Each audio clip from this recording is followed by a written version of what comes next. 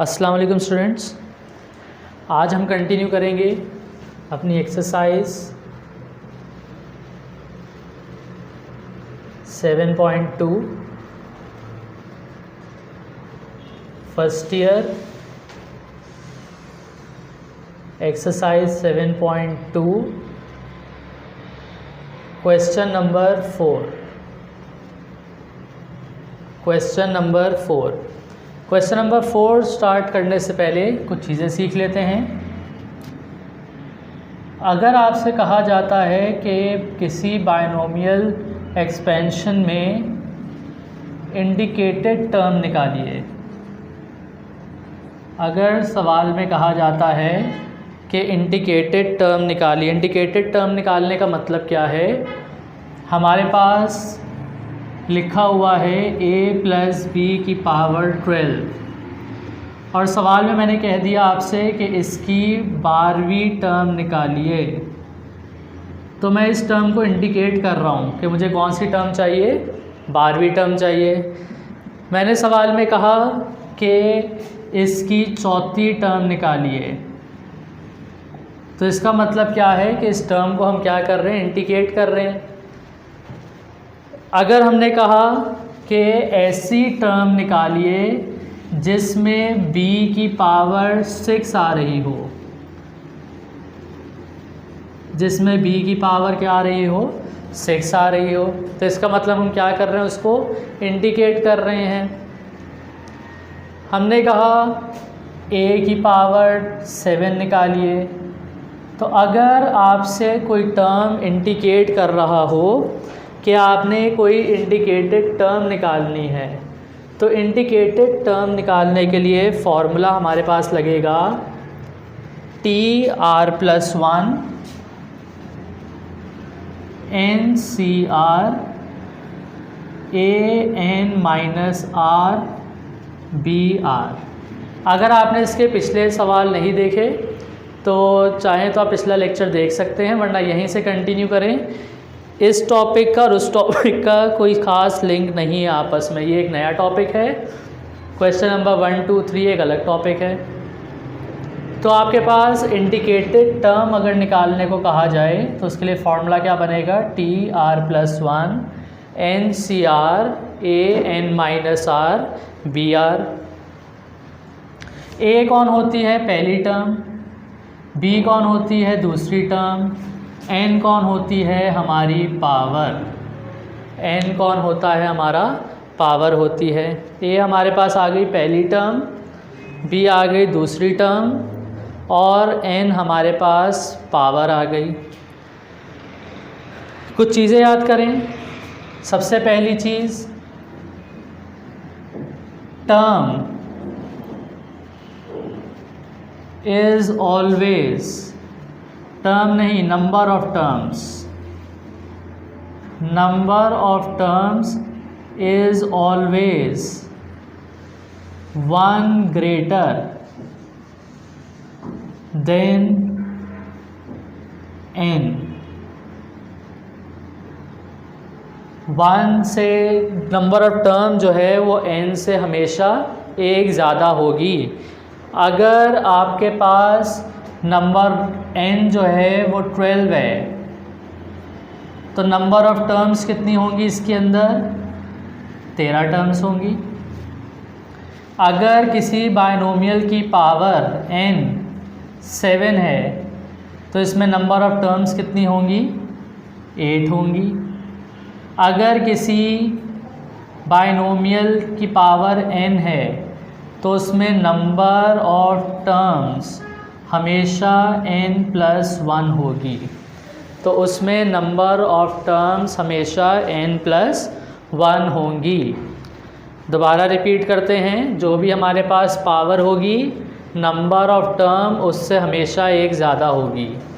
अगर पावर 12 है तो नंबर ऑफ टर्म्स 13 होंगी। अगर पावर 7 है तो नंबर ऑफ टर्म्स 8 होंगी। अगर पावर n है, एक जनरल के लिए बात कर लेते हैं, n है तो नंबर ऑफ टर्म्स हमेशा n से एक ज़्यादा होगी हमारे पास। तो ये तो हमारे पास हो गया पहला पॉइंट कि number of terms is always greater than 1 greater than n। चलिए भाई दूसरा पॉइंट देखते हैं। इसके बाद दूसरा पॉइंट है हमारे पास R is always 1 less than the term। R जो है वो हमेशा टर्म से एक कम होगा। अगर हमारे पास 10वीं टर्म निकालने की बात की जा रही है, 10वीं टर्म की बात की जा रही है, तो R कितना होगा? 9 होगा। ये जो R लिखा है ये R कितना हो जाएगा? 9 हो जाएगा। अगर 11वीं टर्म निकालने को कहा जा रहा है तो R कितना हो जाएगा? 10 हो जाएगा। अगर 5वीं टर्म निकालने को कहा जाए तो R कितना हो जाएगा? 4 हो जाएगा।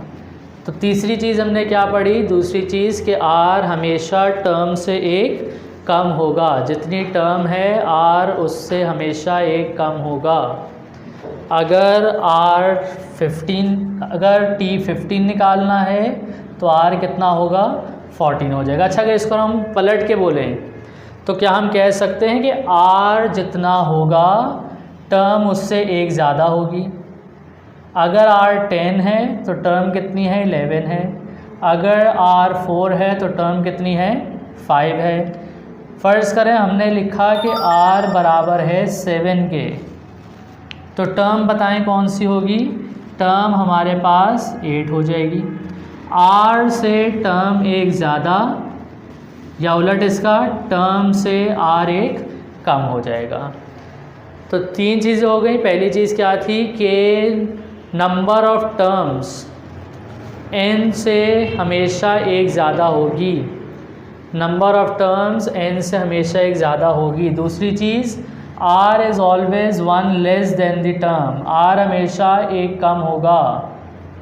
R हमेशा एक कम होगा टर्म से। तीसरी चीज़ R से टर्म एक ज़्यादा होगी।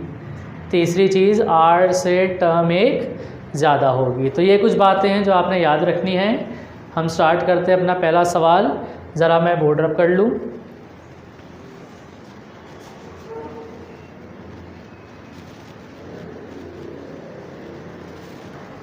चलिए भाई कंटिन्यू करते हैं। हमने सवाल लिखा क्वेश्चन नंबर 4। क्वेश्चन नंबर 4 का पहला पार्ट सवाल है find the indicated term 2/3x minus 3/2 की पावर 10। टर्म जो मालूम करनी है वो मैं 8th टर्म मालूम करनी है। तो सबसे पहले डेटा बनाते हैं। डेटा में सबसे पहली चीज़ ए कौन होती है? पहले वाली टर्म। पहले वाली टर्म कौन है? 2/3x। डेटा में सबसे पहली चीज़ हमने ए लिखी। ए हमारे पास कितना आ गया? 2/3x। दूसरी टर्म बी बराबर आ जाएगा दूसरी टर्म के। दूसरी टर्म कौन है? -3/2। पहली टर्म आ गई ए, दूसरी टर्म आ गई बी। उसके बाद n कौन होता है? पावर होता है। तो पावर हमारे पास कितनी आ गई? 10। ए पहली टर्म, बी दूसरी टर्म, n की जगह पावर आ गया। टर्म कौन सी मालूम करनी है भाई? टर्म मालूम करनी है 8वीं। सवाल में मेंशन्ड है कि 8वीं टर्म मालूम करें। अगर टर्म 8वीं मालूम करनी है तो अभी हमने क्या पढ़ा था कि R हमेशा टर्म से एक कम होता है।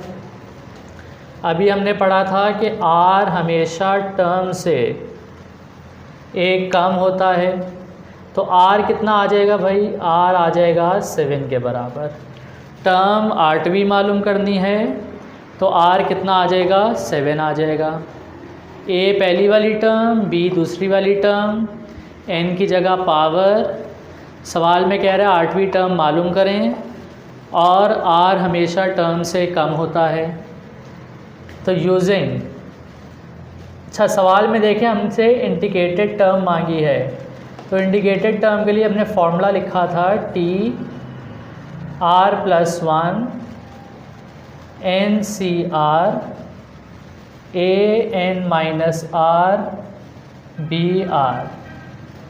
TR+1 equals to NCR AN-R BR। Values put करवाते हैं सबकी। R की जगह 7 + 1, N की जगह 10, C R की जगह 7, A की जगह 2/3x की पावर 10 - 7, N-R 10 - 7, B की जगह -3/2 की पावर 7। जिसकी वैल्यू पता थी सारी वैल्यूज़ पुट करवा दी। तो ये हो जाएगा T8 = 10C7। 10C7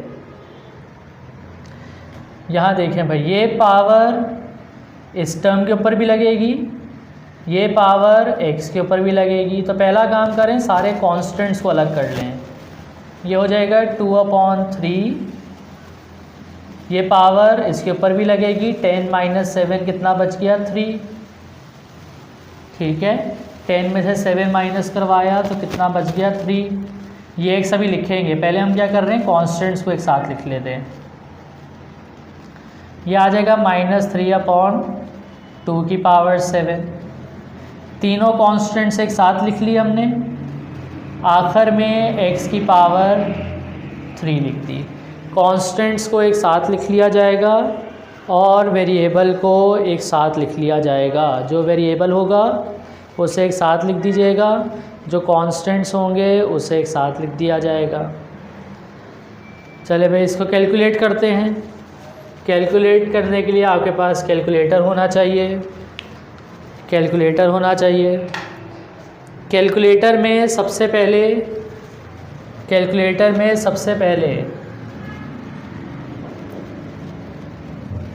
10C7 लिखें। 10 लिख के शिफ्ट दबा के डिवाइड का बटन दबाएंगे तो आपके पास C लिखा हुआ आ जाएगा। अगर मैं आपको इसमें दिखाऊं तो आपने शिफ्ट दबाना है, शिफ्ट दबा के आपने डिवाइड वाला बटन दबाना है, ये NCR लिखा हुआ होगा। तो आपके पास इस तरीके से लिखा हुआ आ जाएगा 10C और साथ इसके 7 लिख दिया जाएगा।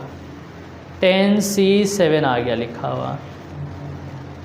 फिर multiply by bracket open 2/3 bracket close की power 3 multiply by bracket open -3/2 की पावर 7।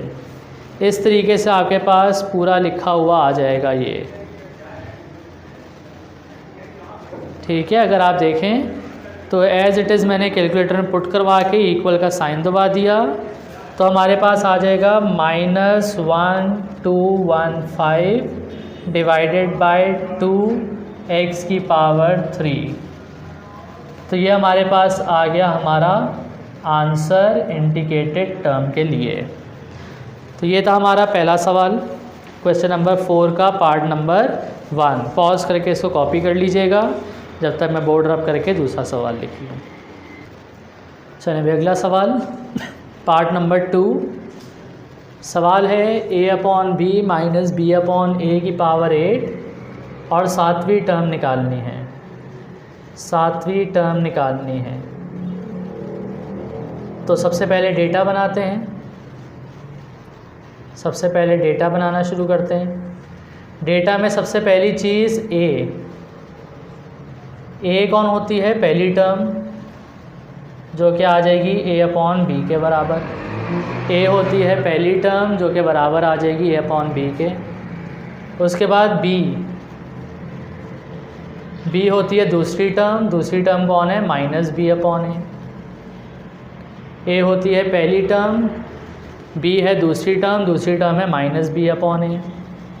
n पावर कितनी है 8, n जो है वो पावर है, तो पावर कितनी आ गई, 8 आ गई। टर्म कौन सी मालूम करनी है, सातवीं टर्म मालूम करनी है, तो r कितना हो जाएगा, 6 हो जाएगा। टर्म से एक कम सातवीं टर्म मालूम करनी है, तो r कितना आ गया, 6 के बराबर आ गया। यूजिंग इंडिकेटेड टर्म के लिए formula TR+1 = NCR AN-RBR। TR+1 NCR AN-RBR। Values put कराते हैं सबकी। R की जगह 6 + 1, N की जगह 8, C की जगह C, R की जगह 6, A की जगह A/B, N की जगह 8 - 6, B की जगह -B/A और R की जगह 6। तमाम वैल्यूज़ पुट करवा दी। ये हो जाएगा T7 = 8C6। कांस्टेंट सिर्फ यही है, ये -1 है, ये तो प्लस बना देगा इसको, तो सिर्फ हमारे पास कांस्टेंट कौन बच गया, 8C6। ये हो जाएगा A/B की पावर 2, ये हो जाएगा B/A की पावर 6। माइनस साइन कहाँ गया, इवन पावर थी, इवन पावर माइनस साइन को पॉजिटिव बना देगा। क्योंकि सिर्फ एक ही कांस्टेंट है तो उस कांस्टेंट को सॉल्व कर लेते हैं। 8C6 ये आ जाएगा 28 के बराबर, तो T7 28, ये पावर दोनों पे अप्लाई होगी, तो बनेगा A²/B² मल्टीप्लाई बाय, ये पावर दोनों पे अप्लाई होगी तो बनेगा B6/A6, B6/A6। चलिए भाई, ये हो जाएगा 28, ये पावर बड़ी है, ये पावर छोटी है, तो ये पावर ऊपर जाके माइनस हो जाएगी, ये बनाएगा 6 - 2। ये पावर बड़ी है, ये पावर छोटी है, इस पावर को नीचे ले आओ तो कितना बनाएगा, 6 - 2। बेसेस सेम होती हैं, पावर्स ऐड हो जाती हैं, तो जब ये नीचे जाएगा बेसेस सेम हो जाएंगी, ये नेगेटिव हो जाएगा, तो 6 - 2 हो जाएगा। तो T7 कितना आ गया, 28 B4/A4, ये आ गया हमारा answer. Question number 4 part number 2। Copy कर लें इसको, इसके बाद अगला सवाल देखते हैं। चलिए भाई, इसके बाद देखते हैं क्वेश्चन नंबर 5। क्वेश्चन नंबर 5 से पहले कुछ चीज़ें समझिएगा। अगर आपसे किसी एक्सपेंशन की मिडिल टर्म निकालने को कहा जाए, अगर किसी एक्सपेंशन की मिडिल टर्म निकालने को कहा जाए तो सबसे पहली चीज़ उसकी पावर देखी जाती है। पावर का मतलब n। सबसे पहली चीज़ क्या देखी जाती है, उसकी पावर। अगर पावर इवन है,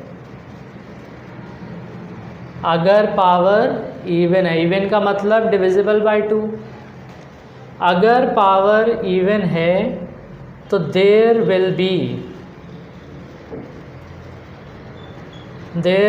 B only one middle term. अगर पावर इवन है तो हमारे पास सिर्फ एक मिडिल टर्म होगी, दैट विल बी, और वो कौन सी होगी, वो हमारे पास होगी n + 2 upon 2th term, n plus 2 upon 2th term. अगर पावर इवन है, इवन का मतलब डिविजिबल बाय 2, तो हमारे पास कितनी मिडिल टर्म्स होंगी?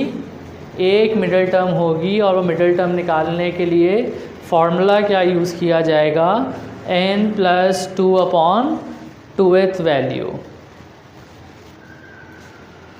इसी तरीके से अगर n जो है अगर n जो है वो ऑड हो जाए, अगर n जो है वो ऑड हो जाए, तो there will be 2 middle terms. तो हमारे पास कितनी मिडिल टर्म्स होंगी? 2 मिडिल टर्म्स होंगी। पहली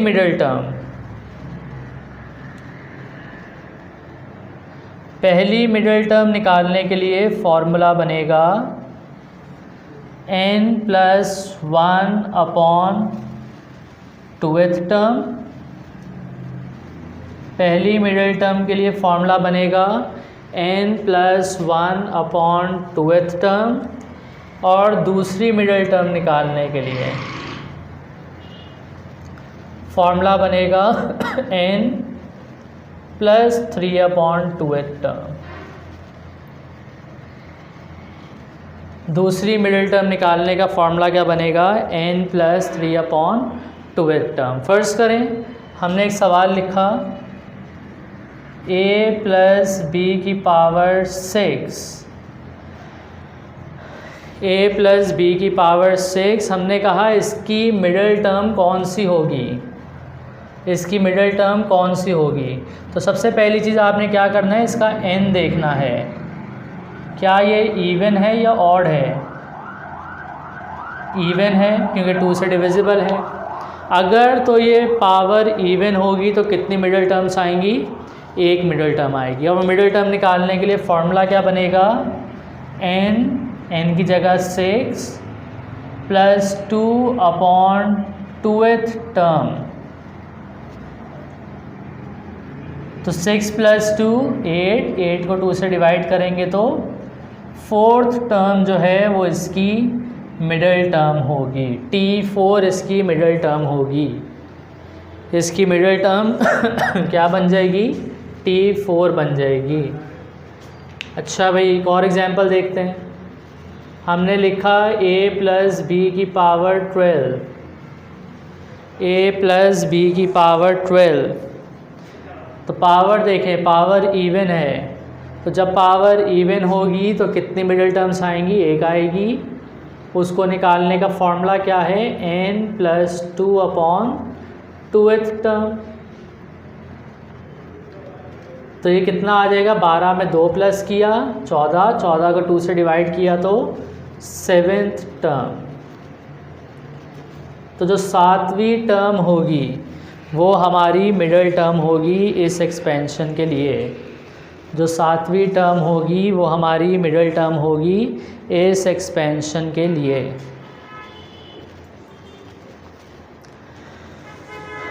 अच्छा भाई, एक और एग्जांपल देखते हैं। a प्लस बी की पावर 7, a प्लस बी की पावर 7। आप देखें ये ऑड आ गया।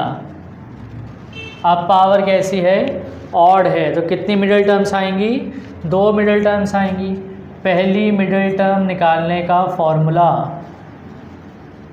पहली मिडिल टर्म निकालने का formula n plus 1 upon 2th term, जो कि n की जगह 7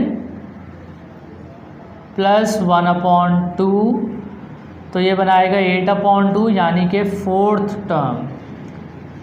जो चौथी टर्म होगी वो इस एक्सपेंशन की मिडिल टर्म होगी पहली। क्यों? क्योंकि ऑड है। ऑड के अंदर कितनी मिडिल टर्म्स आनी है? 2 मिडिल टर्म्स आनी है। सेकेंड मिडिल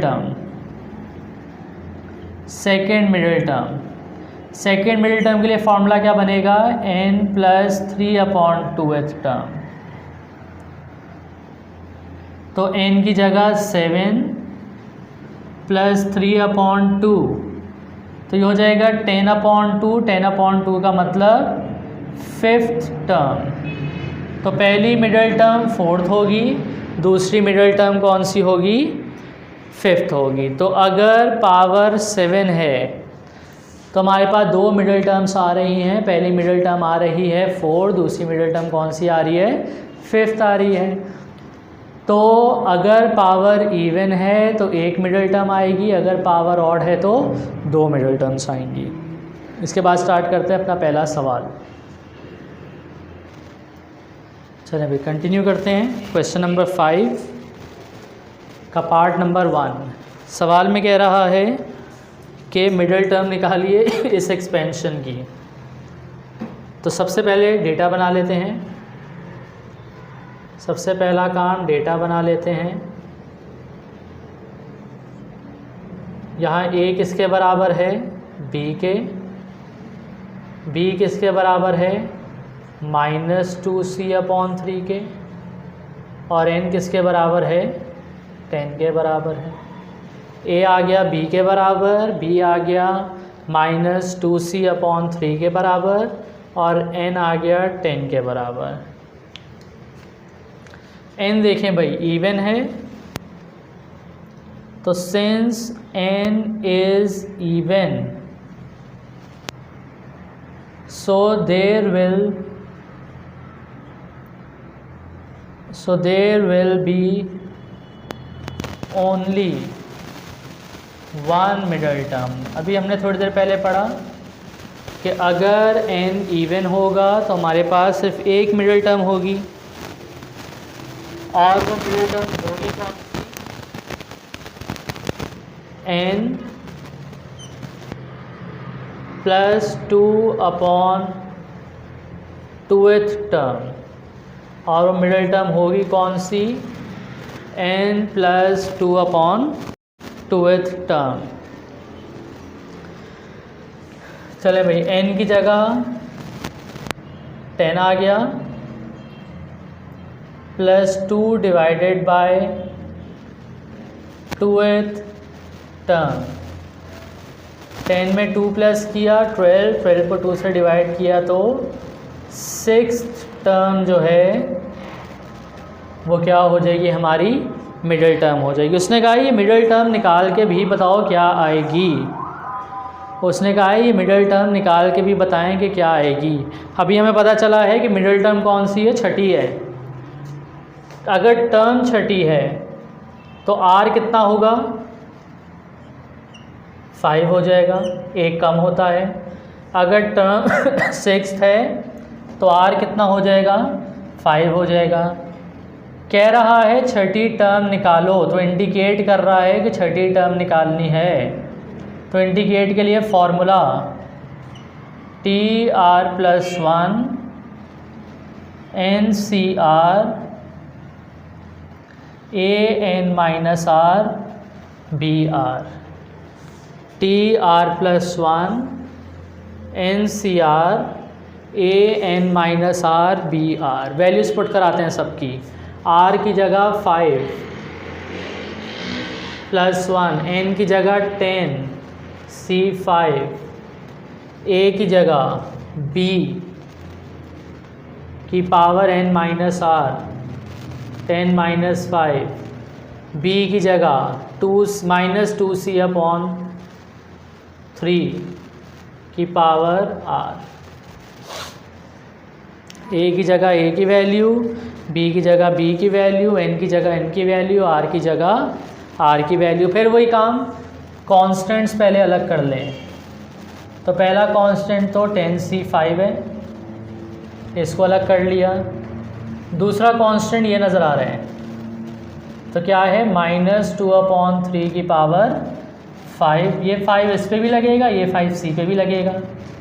10 - 5, 5 बच गया, तो ये बन गया b की पावर 5 और ये बन गया c की पावर 5। जो कांस्टेंट्स हैं उनको अलग किया, 10 की पावर 5 को अलग किया, यहाँ पे हमें 2/3 कांस्टेंट दिख रहा था, इसको अलग किया, ये पावर इस पे भी लगनी थी और ये पावर हमारे पास सी पे भी लगनी थी, तो हमने इस पे अलग पावर लगा दी, सी पे अलग पावर लगा दी, और 10 - 5 बी कितना बच गया, 5 बच गया। चलें भाई फिर से कैलकुलेटर की बारी आ गई, ये आ जाएगा 10C5 multiply by bracket open -2/3 की पावर 5, तो ये आ जाएगा माइनस का, कैलकुलेटर लाजमी अपने पास रखें, खुद कैलकुलेटर्स को करना सीखें, 896/27 B5C5, ये हमारे पास आ गई हमारी मिडल टर्म, ये हमारे पास आ गई हमारी मिडल टर्म।